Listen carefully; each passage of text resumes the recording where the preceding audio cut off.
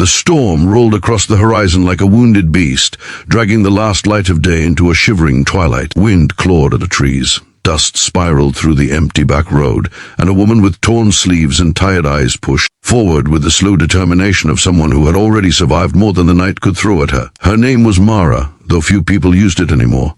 Most just called her hey or you or nothing at all. But on that evening, drenched in loneliness and dust, Mara found herself staring at an old, leaning garage with a rusted sign that read Hell's Angels, barely hanging on to its frame. She didn't know if anyone still lived there.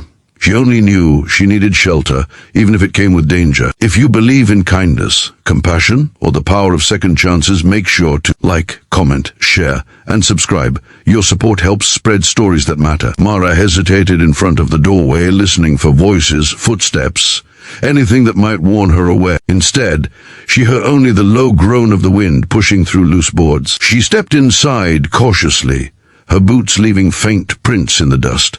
It was warmer than she expected. A dim golden glow pulsed from the back of the garage where old motorcycles rested like sleeping beasts. Tools hung neatly on the walls, and the faint scent of oil and metal felt almost comforting. She exhaled slowly, letting her shoulders drop for the first time in hours. Maybe no one would mind if she stayed just until the storm passed. She curled up behind an overturned workbench, pulling her torn jacket around herself. The storm outside raged harder, and Mara closed her eyes, letting the hum of the place settle her racing heart. But just as she began drifting toward sleep, she heard the rumble of engines. Her eyes snapped open. Headlights cut through the dusty windows. Several bikes rolled in, their growls echoing off the metal walls like thunder chasing lightning.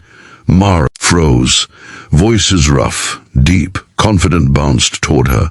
Boots thudded across the floor. She pressed herself tighter against the bench, her breath sharp and shaking. The bikers entered, laughing, tossing helmets aside, talking about roads, weather, repairs. She recognized the tone brotherhood, familiarity.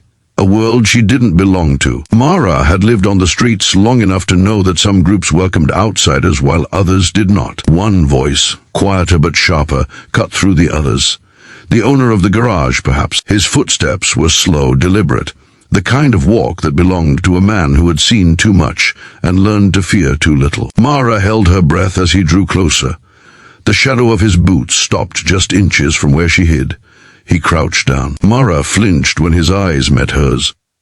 For a moment he didn't speak, only studied her with a look she couldn't read. Then he extended a hand, not roughly, not mockingly, but calm and steady. Mara stared at it, confused. She expected to be yelled at, dragged out, or worse. Instead, she felt something unfamiliar stirring inside her, something fragile hope. The man introduced himself as Hawk, a nickname earned long ago. His voice held no threat, only quiet empathy. He brought her forward into the open, and the other bikers fell silent as they noticed her for the first time. Mara braced herself for anger or ridicule, but instead she saw eyes widening not with hostility but with concern. Someone grabbed a blanket. Another fetched a steaming mug. Within minutes, Mara, who had spent months invisible to the world, found herself wrapped in warmth, both physical and emotional. She expected questions, suspicion, demands to explain why she was there. Instead, these rugged men simply told her she looked cold and tired, and that no one deserved to be out in a storm. Their kindness felt unreal, almost dangerous, like it could shatter if she breathed too hard. As the night deepened, they listened quietly.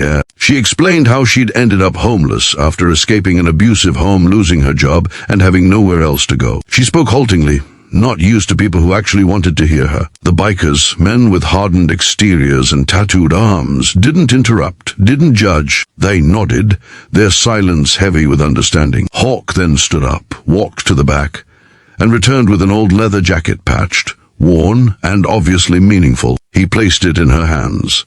Mara stared at it, speechless. He told her that the jacket had belonged to someone who had once been lost too, someone they had helped back to their feet years ago, someone who never forgot that kindness. That night, Mara stayed in a small side room they rarely used. She slept for the first time in months without fear, her body sinking into a real mattress, her mind slowly releasing the tension it had carried like armor. In the days that followed, the garage became more than shelter. It became possibility. Hawk taught her simple repair tasks, sorting bolts, cleaning tools, checking parts. The others encouraged her, showing her how engines breathed and how machines, like people, sometimes needed more care on the inside than they showed on the outside. For the first time, Mara felt herself returning to life. Weeks passed, and Mara's confidence grew. The bikers didn't treat her like a burden or a charity project. They treated her like family. Slowly, her laughter returned. Slowly, she remembered what it felt like to be human.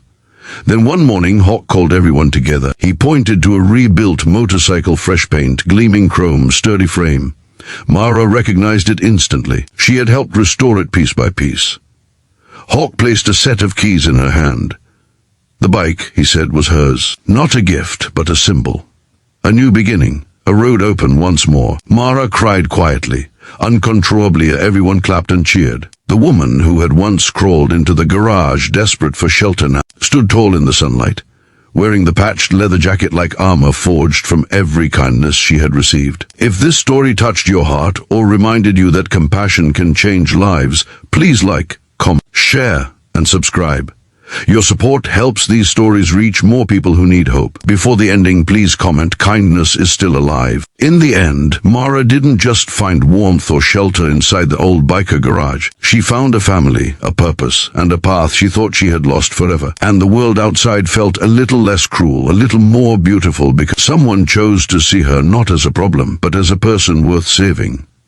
And that made all the difference.